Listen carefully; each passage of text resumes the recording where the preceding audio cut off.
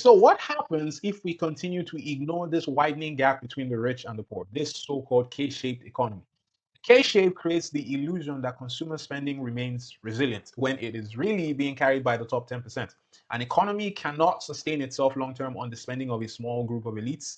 When consumers at the bottom of the wealth scale don't have money to spend in their communities, businesses start to lay off workers as the consumer demand drops. Those workers can't all find work in wealthy families, right? So today, lower income households are increasingly relying on debt to make purchases, and delinquency rates are picking up, particularly in auto loans. Now, when people start to default on their loans, this can trigger a cascade of consequences. We saw this during the 2008 financial crisis. Meanwhile, CEOs have already adapted because they can. There are other consequences. This one is already visible in Canada, where I live.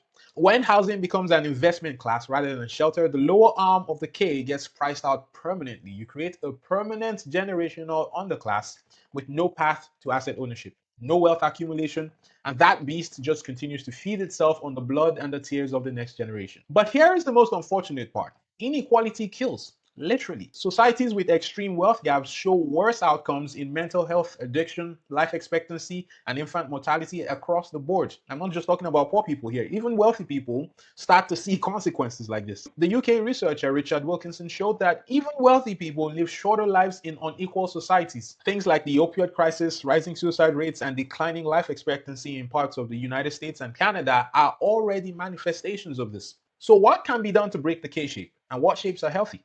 That's my next video. Subscribe to the channel so you don't miss it. I'll see you next time. Take care.